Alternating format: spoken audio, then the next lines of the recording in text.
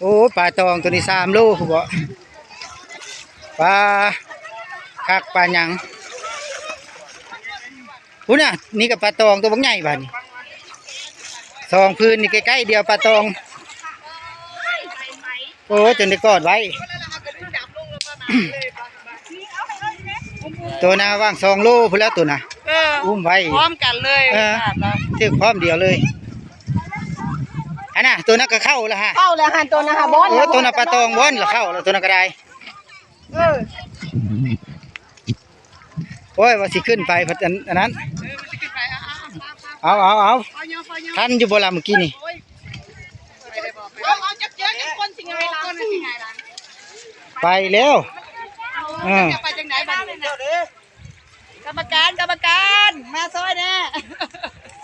ต้องใช้กระสอบปุ๋ยมันจะพุ่นออกผู้ได้กอดไว้ครับปลาตองไปเอามาให้เจ้า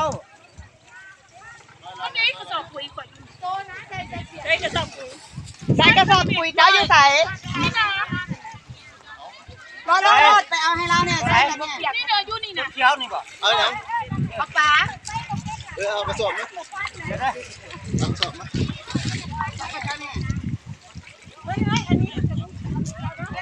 เอาเดี๋ยวฮะพูดแล้วเอานะแม่ปลาตองฮะนะ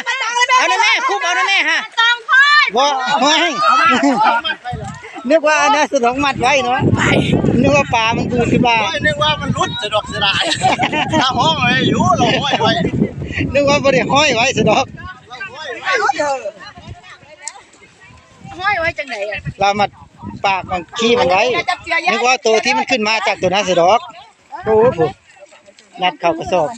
เพราะว่าตัวนึงมันบ้อนเข้ากระดุ้งนะแล้วมันลุกออกไปเราบ่ได้ยอมนึกว่าปลาตองออกมาจากทางพุ่นสะดอกมัดไว้บัดนี้มัดไว้ดีๆแล้ว2 ตองแล้วตัวบักใหญ่ตัวละ2 โลบ้าเขาเอาขึ้นอีกแล้วได้ตัวนึงตัวแรกมัดไว้แล้วฟังทะเล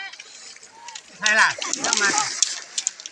วางนั่นแหละนอนวางเมื่อกี้นี่มันเกลือกระดุ้งอันนี้เมื่อกี้นี่ตัวบักใหญ่ลาเฮาบ่ได้ย่อ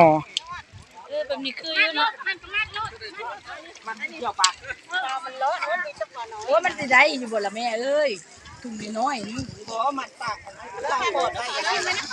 นี่ละมัดไว้เลยตัวนี้ใส่น้ำบ่เอาเสื้อห้อยไว้นี่วานเอาใส่น้ำให้มันตายปลาจ้ามันทางนั้นก็ปลาตองกายตัวบักใหญ่ออกแล้วบัดนี้โอ้ยที่ลึก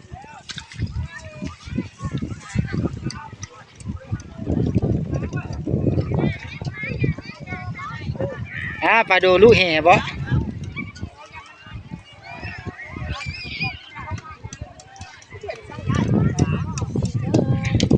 แล้วว่าเราอยู่เจ็บพุ่นผู้ทั้งเสดงผู้ไอ้ละดีเขากำลังว่านเหี่ยนั่นแหละไอ้ละล่ะ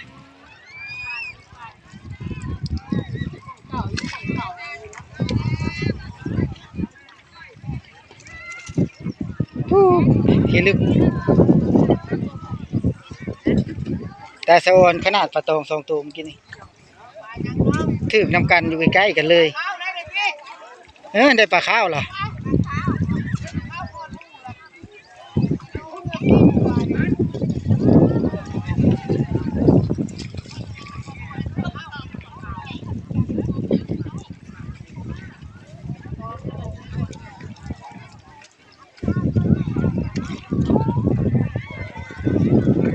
ทางนาโฮอีกแล้ว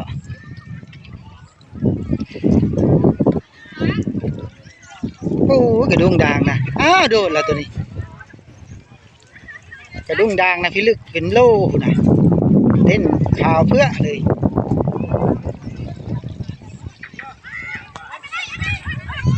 บอลแล้วบัดนี้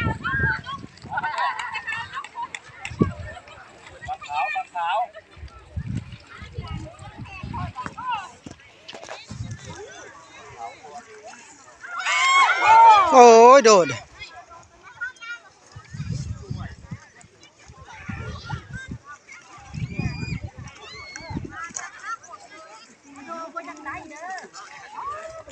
๋ยวผูปลายังน่ะปลาสังน่ะดินจังไงแท้พุ่นน่ะ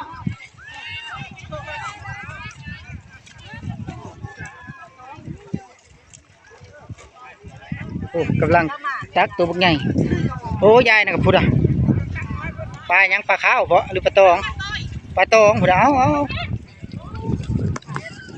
นี่ตะพูดชื่อปลาตองครับพูรู้แล้วโอ้ยปลาตองตัวบักใหญ่รู้เลยบัดนี้กระดุ้งแล้วรู้เลยตัวใหญ่พุด